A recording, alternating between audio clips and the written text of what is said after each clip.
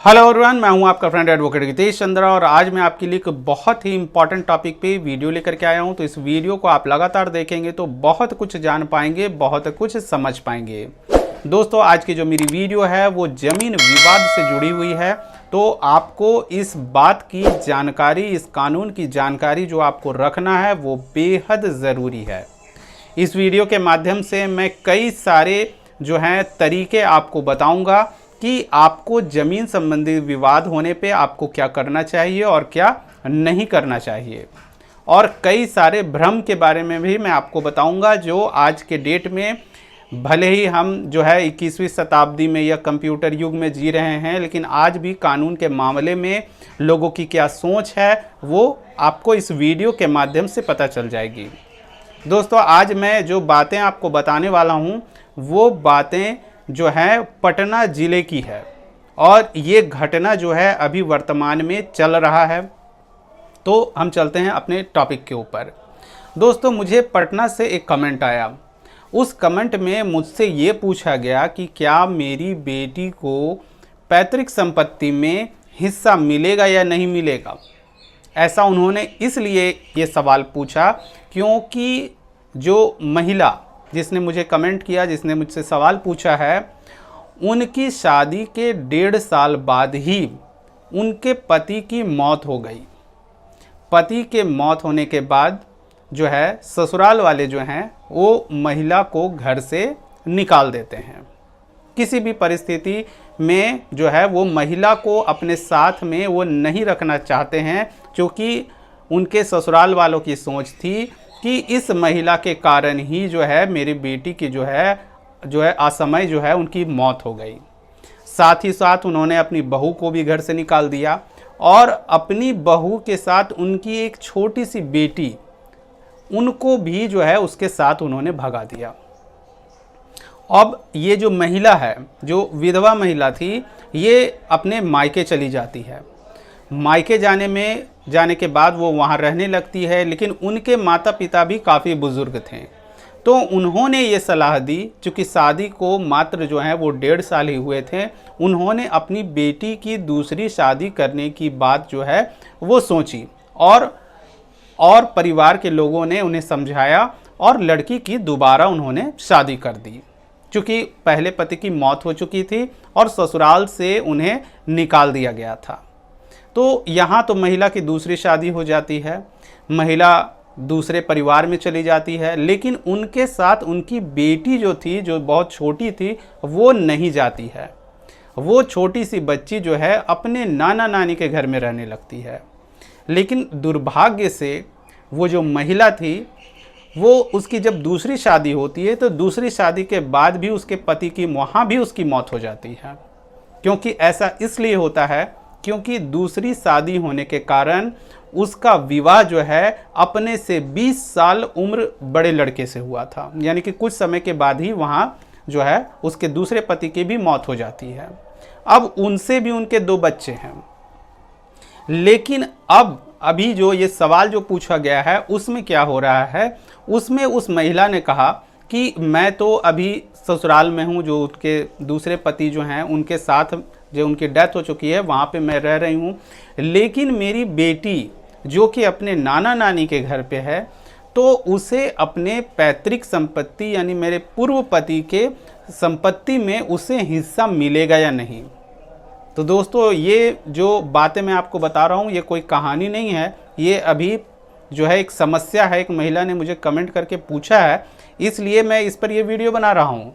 इससे आप समझ पाएंगे कि भले ही हम अपने आप को बहुत अपडेट समझते हैं, बहुत क्वालिफाइड समझते हैं, लेकिन आज भी महिलाओं के साथ परिस्थिति यही है। आज भी कई जगहों पर महिलाओं को अगर उनके पति की मौत हो जाती है तो उन्हें घर से निकाल दिया जाता है, बच्चों के साथ निकाल दिया जाता है।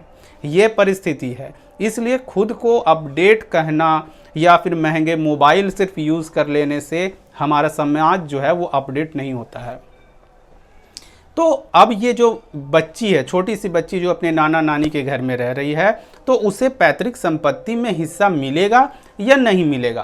क्योंकि उसके जो चाचा लोग हैं, जो दूसरे ज़िले में हैं, वहाँ से वो उनका कहना है कि तुम बेटी हो और बेटी को हम लोग अपने परिवार में हिस्सा नहीं देते हैं, और वो उसे प्रॉपर्टी में हिस्सा देने से मना कर रहे हैं।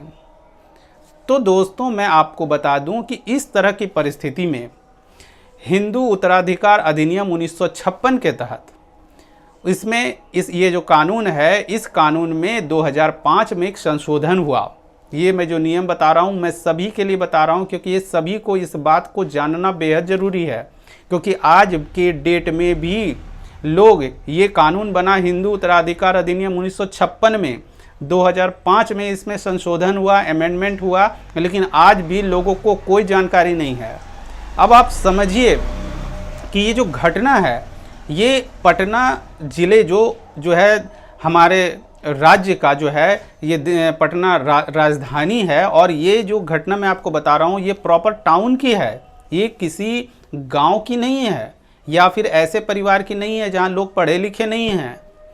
जो उनका परिवार है बिल्कुल पढ़ा हुआ है, लेकिन वहाँ इस तरह की बातें हो रही हैं, तो आप समझिए कि गांव में स्थिति क्या होती होगी। तो ये जो शहर में रहने के बावजूद, पढ़े लिखे होने के बावजूद जो है, ये इस तरह की बातें जो हैं वो परिवार में हो रही हैं। तो जो हिंदू उत्तराधिकार अधिनियम 1956 में 2005 में जो संशोधन हुआ, इस संशोधन के आधार पे लड़का और लड़की जो हैं वो बराबर के हकदार हैं अपने पिता के संपत्ति पे, अपने पैतृक संपत्ति पे। अब ये जो छोटी सी बच्ची थी, वो उनके पिता की जो प्रॉपर्टी है उसमें भी वो हिस्सेदार है, जो उनके पिता की स्वर्जित संपत्ति थी, यानी पिता ने अपने पैसे से जो भी संपत्ति बनाई उसमें भी उसका अधिकार है, और उसके जो दादा दादी हैं, यानी उसके जो पैतृक संपत्ति है उस पर भी उस लड़की का बराबर का हक है। उसे उसके परिवार वाले जो हैं भले ही कह रहे हो कि हम संपत्ति में हिस्सा नहीं देंगे, लेकिन अगर वो लड़की मुकदमा दायर करेगी तो जो है उसे उसका हक जो है वो मिलेगा। लेकिन ये बात भी है कि इसमें समय लगेगा, कोर्ट का जो प्रोसेस होता है वो थोड़ा स्लो चलता है, जो आप सभी जानते हैं। मैं ये नहीं कहता कि आज उसने केस फाइल किया और कल उसे वो ज़मीन मिल जाएगी, पैतृक संपत्ति में हिस्सा मिल जाएगा, ऐसा नहीं है, थोड़ा सा समय लगेगा। लेकिन जो है उसे आप संपत्ति से बेदखल नहीं कर सकते हैं। उनके चाचा हैं, कोई भी हो, भाई हो, चचेरे भाई हो, कोई भी हो, अगर उस लड़की को आप कह रहे हैं कि उनको संपत्ति में हम उस लड़की को हिस्सा नहीं देंगे, तो आप गलत कर रहे हैं। अब यहाँ पे बात क्या हुई, यहाँ पे बात जो झगड़े की जड़ है वो ये है, उनका कहना है कि आपकी यानी जो बच्ची की जो माँ थी उसने दूसरी शादी क्यों कर ली, इसलिए अब हम उसको संपत्ति में हिस्सा नहीं देंगे। तो यहाँ पे प्रॉपर्टी की डिमांड जो है वो बच्ची कर रही है, जिसे जो है जिसके दादा दादी ने अपने घर से उसे निकाल दिया था पिता की मृत्यु के बाद। तो संपत्ति में वो लड़की हिस्सा मांग रही है, इसलिए उसे वो हिस्सा मिलेगा। कई लोग मुझे कहते हैं कि हमारा ज़मीन था, हमारे भाई जो हैं एक गांव में रह रहे थे और हम लोग शहर में काम कर रहे थे, अब गांव के जो भाई थे उन्होंने संपत्ति को किसी को बेच दिया, पैतृक संपत्ति किसी को बेच दिया, तो क्या पैतृक संपत्ति हम बेच सकते हैं क्या नहीं? ये भी एक सवाल बराबर जो है रेगुलर आता है। तो मैं आपको बता दूं कि पैतृक संपत्ति आप बेच सकते हैं, आपके हिस्से की चीज़ है, आप अपना हिस्सा बेच सकते हैं, लेकिन अपने हिस्से से अधिक की प्रॉपर्टी आपको बेचने का कोई राइट नहीं है। अब यहाँ पे कुछ बेवकूफ़ लोग, मैं बेवकूफ़ शब्द इसलिए इस्तेमाल कर रहा हूँ क्योंकि जो ऐसे व्यक्ति हैं, ऐसी ज़मीन को जो खरीदते हैं, वो ज़मीन के बारे में कोई इंक्वायरी नहीं करते हैं कि ये जो पैतृक संपत्ति ये व्यक्ति मुझे बेच रहा है वो कितने भाई है, कितने बहन है, उसमें इसका कितना शेयर बन रहा है। लोग क्या करते हैं कि सामने वाले ने कहा कि मैं उसका भी हिस्सा आपको बेच दे रहा हूँ, लोग खुशी खुशी लेते हैं, पैसे भी अधिक देते हैं और संपत्ति भी खरीदते हैं। तो वो ये नहीं समझ पाते हैं कि जब इनका हिस्सा वहाँ पे उतना है ही नहीं तो वो उससे अधिक कैसे बेच रहा है। अगर मान लीजिए कि अगर एक व्यक्ति का जो ज़मीन है वो 1/4 हिस्सा है, या फिर आप मान लीजिए किसी व्यक्ति के पास में 4 डिसमिल ज़मीन है और वो उसे 8 डिसमिल बेच दे, तो कैसे आप बेच रहे हैं? दूसरे का जो गलत जो ज़मीन आप बेच रहे हैं, पैतृक संपत्ति जो बेच रहे हैं, वो जो व्यक्ति खरीद रहा है उसके पैसे सिर्फ डूब रहे हैं। बेचने वाला तो बेच के पैसे ले ले रहा है, लेकिन जो खरीदने वाले हैं वो महाबेवकूफ़ हैं। क्यों? क्योंकि अब जो व्यक्ति जो है किसी दूसरे शहर में रह रहा है, उसे पता नहीं है कि उसकी पैतृक संपत्ति बेच दी गई है, तो वो व्यक्ति जब मुकदमा दर्ज करेगा, चूंकि पैतृक संपत्ति का अभी तक बंटवारा नहीं हुआ है, और बिना बंटवारे के अगर आप ज़मीन किसी को बेच रहे हैं और कोई व्यक्ति खरीद रहा है, तो उसे जो है कोर्ट आने के लिए तैयार रहना चाहिए और पैसे खर्च करने के लिए भी, क्योंकि उस संपत्ति में वो अधिकार तब तक प्राप्त नहीं कर पाएगा जब तक जो ज़मीन बेचने वाला जो व्यक्ति है, उनके परिवार के लोगों के बीच में आपसी बंटवारा ना हो जाए, और उसे उतनी ही ज़मीन मिलेगी जितना उसको बेचने वाले के हिस्से में बनती थी।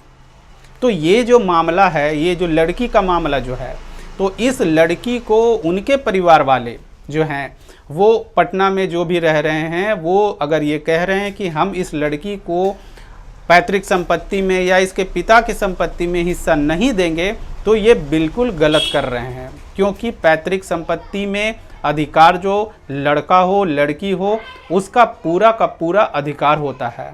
आप लड़की कह करके उसे संपत्ति से बेदखल नहीं कर सकते हैं। जैसा कि अभी आप सभी लोग जान रहे होंगे कि बिहार में जो ज़मीन सर्वे चल रहा है, ज़मीन सर्वे में बार बार ये बातें बोली गई हैं कि जब भी आप वंशावली बनाएं, वंशावली में बेटियों का नाम आपको देना कंपलसरी है। अगर बेटियों का नाम आप नहीं दे रहे हैं तो बाद में जो है आपके ऊपर मुकदमा भी दर्ज हो सकता है, या फिर आपने जो डिटेल्स जो सर्वे में आप दे रहे हैं उसे गलत भी कहा जा सकता है। तो इस तरह से आप उलझते चले जाएंगे। तो हिंदू उत्तराधिकार अधिनियम 1956 में 2005 में जो संशोधन हुआ, उस संशोधन के आधार पर बेटा और बेटी को जो है संपत्ति में बराबर का हक है, अपने पैतृक संपत्ति में पूरा हक है उनको। पैतृक संपत्ति कौन सी संपत्ति होती है? वो संपत्ति जो किसी व्यक्ति को उनके पूर्वजों से प्राप्त हुई हो। तो ये जो मामला अभी जो चल रहा है, जो कमेंट में आया, और इनका जो मामला अभी जो चल रहा है, ये जो लड़की है, इसे पैतृक संपत्ति में अगर आप रोक रहे हैं तो आप गलत कर रहे हैं। तो ये तो एक कमेंट पटना से आया, लेकिन कई तरह के विवाद जो हैं, इस तरह के केस जो हैं वो कोर्ट में चल रहे होते हैं। तो आज भी लोगों को कानूनी जानकारी बिल्कुल नहीं होती है, और इसी वजह से ज़मीन विवाद होता रहता है। साथ ही साथ जो ये ज़मीन विवाद में मैं एक बात आपको और भी बता दूं कि ये जो छोटी सी लड़की है, इसमें उसकी माँ जो है, अगर वो प्रॉपर्टी की डिमांड करती तो उनका वहाँ हक नहीं बनता, क्योंकि उन्होंने दूसरी शादी कर ली है और उनके जो पूर्व जो सास ससुर हैं उनके पास इसका एविडेंस है। तो उस महिला को संपत्ति में हक नहीं मिलेगा, लेकिन इस लड़की को पैतृक संपत्ति में बराबर का जो है, जो उसका हिस्सा बनेगा वो उसे देना पड़ेगा। और अगर आप सभी इसे रोक रहे हैं तो ये बिल्कुल गलत कर रहे हैं, ये गैर कानूनी है, और आप जो है इसे जो है कोर्ट न जा करके आप आपसी समझौता करके वहाँ पे उस लड़की को उसका हिस्सा जो है वो आपको दे देना चाहिए, क्योंकि जब मामला कोर्ट में चलेगा तो उसे उसका हिस्सा मिलेगा। इस घटना को सुनाने का मेरा पर्पस आप सभी को ये था, क्योंकि आपके भी गांव में, शहर में कई लोगों के बीच इस तरह के कन्फ्यूजन्स हैं कि लड़की है, लड़की की शादी हो गई तो वो अब जो है उसे उसका पैतृक संपत्ति से जो है उसका अब कोई कनेक्शन नहीं रह गया, पैतृक संपत्ति में उसका कोई हिस्सा नहीं रह गया। अक्सर ये बातें होती हैं कि लड़की की शादी हो गई, शादी होने के बाद तुम्हारा जो लड़की का जो है असली घर उसका ससुराल हो गया, ससुराल में ही उसका सारा कुछ है, मायके में उसका कुछ भी नहीं रह गया है। कई महिलाएं कहती हैं कि हमारे भाई जो हैं हमारे पिता के प्रॉपर्टी में जो है वो हमें घुसने नहीं देते हैं, हमें रहने नहीं देते हैं, और वो ये लॉजिक देते हैं कि तुम्हारी जो है वो शादी हो चुकी है। तो सिर्फ शादी हो जाने से किसी भी लड़की का पैतृक संपत्ति में जो अधिकार है वो खत्म नहीं हो जाता है। इस बात को समझने की कोशिश करें। इस बात को जितना अधिक आप समझेंगे उतना अधिक आप मुकदमे से बचेंगे, और नहीं तो फिर आप कोर्ट आते रहें, मुकदमा लड़ते रहें, और इसके बाद जो है अगर कोई व्यक्ति कोर्ट को दोषी देते हैं या एडवोकेट को दोष देते हैं तो आप सभी मूर्ख के श्रेणी में आएंगे। तो इस तरह की गलती नहीं करें। सुप्रीम कोर्ट ने भी बार बार यह हिदायत दी है कि जमीन संबंधी विवाद में कोर्ट न जा करके आप पारिवारिक तौर पर बैठ करके समझौता करना ही सबसे बेहतर उपाय है। क्योंकि अगर मामला कोर्ट में चलेगा तो कोर्ट अपने प्रोसेस से चलेगा, वो आपकी परिस्थिति, आप किस परिस्थिति में कोर्ट आ रहे हैं, या फिर आज ट्रैफिक लग रहा है, या फिर आपकी आज तबीयत खराब है, उससे कोर्ट को कोई फर्क नहीं पड़ता है। कोर्ट जो है अपने प्रोसेस से चलेगी। तो दोस्तों ये थी मेरी वीडियो। अगर ये वीडियो आपको पसंद आई हो तो इस वीडियो को लाइक, कमेंट और शेयर करें। Thank you. जय हिंद, जय भारत।